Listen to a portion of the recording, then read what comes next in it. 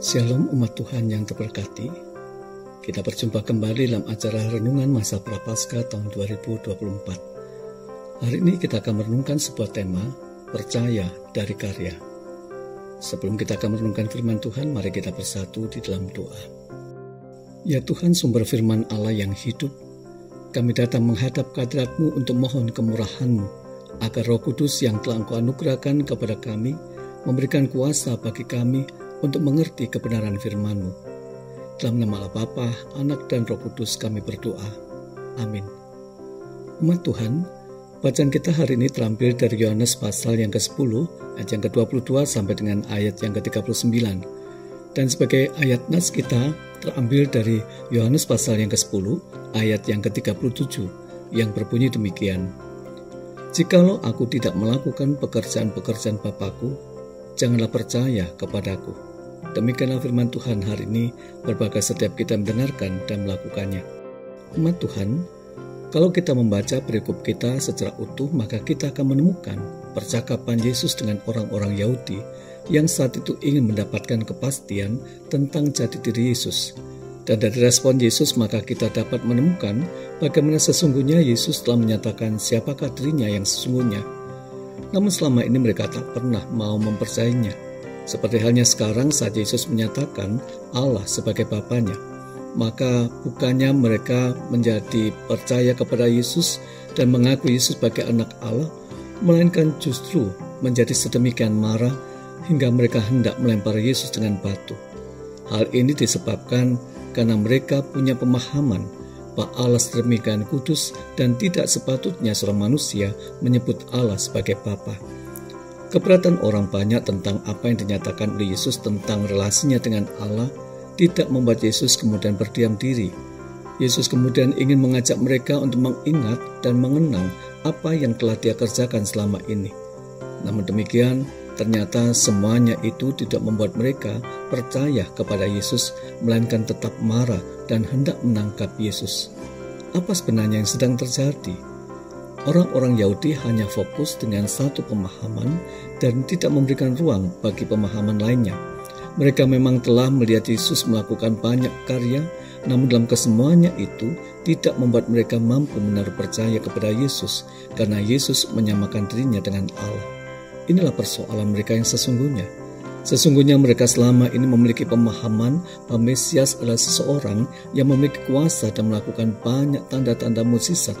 Namun semuanya itu tidak lagi bisa mereka pahami terkait dengan Yesus, karena mendengarkan Yesus menyebut dirinya sebagai anak Allah atau menyebut Allah itu sebagai Bapa. Dari kesemuanya ini, apa yang sesungguhnya sedang ingin Allah nyatakan bagi kita saat memasuki Minggu Prapaskah ini? Allah ingin mengajak kita melihat karya Yesus yang luar biasa dalam kerangka mendatangkan keselamatan bagi dunia.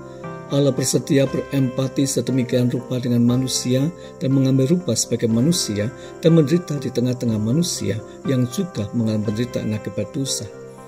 Apa yang Allah kerjakan dalam Yesus Kristus ini sedang menghantarkan kita kepada sebuah pemahaman begitu seriusnya akibat dosa bagi dunia.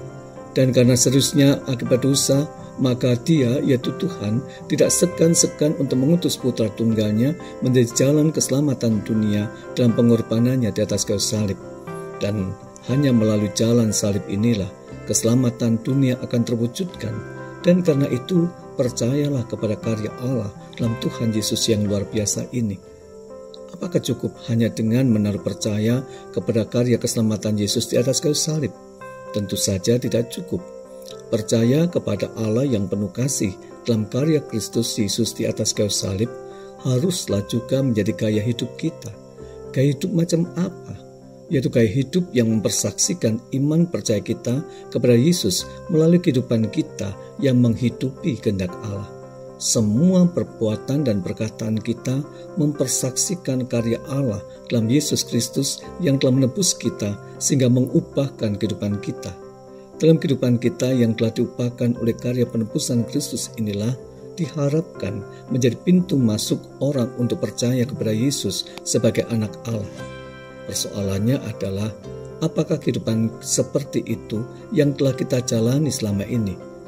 Kalau ternyata bukan kehidupan yang seperti itu yang telah kita jalani selama ini, maka melalui minggu-minggu Prapaskah ini, Allah sedang memanggil kita untuk melaksanakan kehidupan yang seperti itu menjadi nyata dalam kehidupan kita. Bersediakah umat Tuhan? Amin. Mari kita bersatu dalam doa.